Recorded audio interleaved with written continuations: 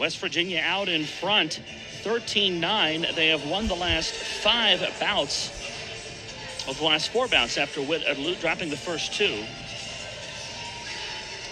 At 174, Scott Joll will take on Gage Musser of Air Force.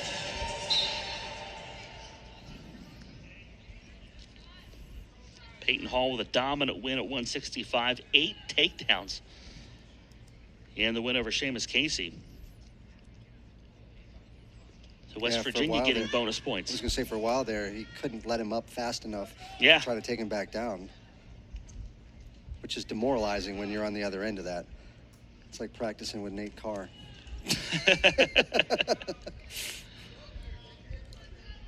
Air Force's 2 wins, a major decision and a technical fall. West Virginia had wins from Jordan Titus, Sam Hilligus, and Caleb Dowling. And then Peyton Hall gets the major decision to score bonus points. Joel got a second period pin when West Virginia last wrestled Air Force at the end of the 2021 season. He's 10-9 this season, coming off a loss against Lance Runyon of Northern Iowa on Sunday. Gage Musser comes in off of a major decision loss against North Dakota State's Gavin Sachs. Musser 0-3 all-time in duels. Joel 3-4 in duels this season. You know, but Joel's wrestling pretty well. He's been very competitive. He had a big win at Iowa State, right? He had on Friday, yeah. On that Friday match, and wrestled really well on Sunday as well. And the 4-point move from him on Friday, right at the beginning of that, kind of set the tone. Well, yeah, it was just a good inside trip, and you know, takedown for 2 and 4 points near fall. I mean, that's a big spread in points.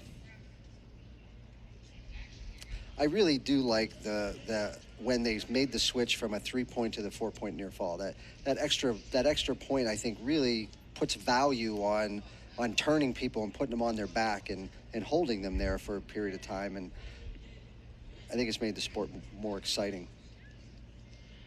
That's why these rules and scoring things like that get discussed and reviewed from time to time. Big move for Scott Joll, breaking the ice here with 1 minute to go in the first period. That was really nice. That was a heck of a nice shot. He's got to drive, though. He's got this leg in. He's got to drive and not kind of sit there with it. Otherwise, you're technically giving the guy on the bottom a little bit of an advantage. Got to lift it, drive it, collapse him over the knee, something along those lines, so that you use that leverage to your advantage. Because Musser's going to try to push back, if he can, to try to get his leg back.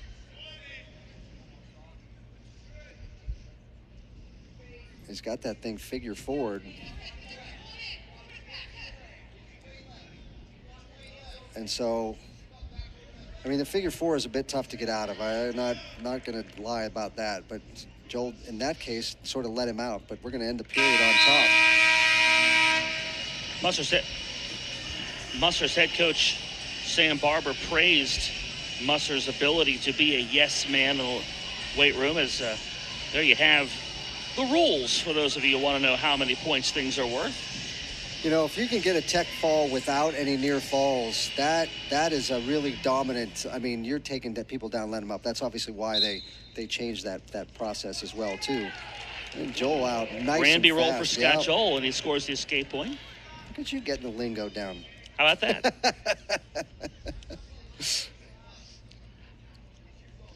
Do I owe Mr. Granby a royalty now? Well, a lot of people would. Maybe Joel, not the least of which. Yeah, to finish the point a moment ago, Gage Musser, he and Seamus Casey both, when Sam Barber, we were talking with him about his guys, they said they have a yes coach mentality, the both of them. Willing to step in and do anything you want, anything you need. Every team needs guys like that. Oh, most definitely. I mean, those are the, you know, from a coaching standpoint, those are the guys you really enjoy having on your team because you're not fighting with them. Scott Joll, with basically the same shot that he had to get the takedown the first time, executes it incredibly well this time too. He's got to not let the leg sit up. There he goes, gets it out of there. But he's been doing a really nice job in this match of controlling the tempo, and he's been good at making decisions too at the same time. Right now, drive forward, because what's happening is he's losing the leg. You can see that Musser is trying to pick the leg out that way. Tim Flynn was saying that to us too this week, and that's kind of been the narrative with Scott Joll, with Anthony Carmen at West Virginia coming up here at 184. Those are both guys that take big shots. They take big swings, swing for the fences. Sometimes you got to blend in some basic moves here or there. Well, you got to keep people off balance, right? I mean, right, make them stay honest. And the decision making, you've got to know when to take a big shot if you're going to take a big shot. That's like every play in football is like a double reverse or something like that. I mean, right. They kind of get it after a while, you know. Oh, and the flea flicker every once in a while, and then you know, right. If every play was the gadget play, right. Go to the third period. Joel's up 5-0, and I think you said it best, Tony. He has really dictated the pace and the tempo of this bout. And so he just let him up. Start on their feet again. He's done a nice job with the takedowns. He's up by 4 points. He's got 2 minutes of riding time.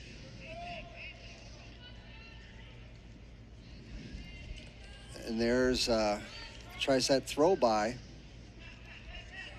See, that's good work right there, though. He's staying right on him and keeping the pressure on him, while at the same time not like lunging at him and doing those things, right? Yeah, he was stalking his prey right there. Best way to put that. Right. So he's in these situations, and he likes these situations. Got a good Greco-Roman background, so being in that upper body, but he's really comfortable up there.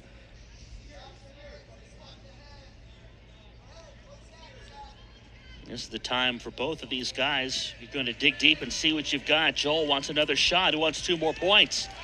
That's the same shot. That is a really good shot on his part, right? Because there it is, the 2 points for Scott Joll. And the reason I want to say that is because it changes levels. It changes the eye level of the defender all the time. Bang, bang, I'm up in your shoulders and around your head. Nice little duck under. This time he stepped into one, right?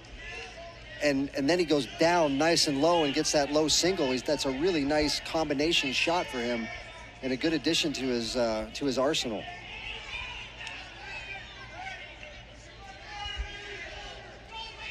He's got the riding time point as well.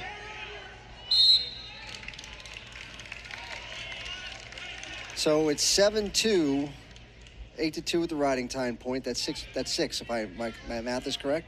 Takedown here puts you into a major decision. But then he walked into another one.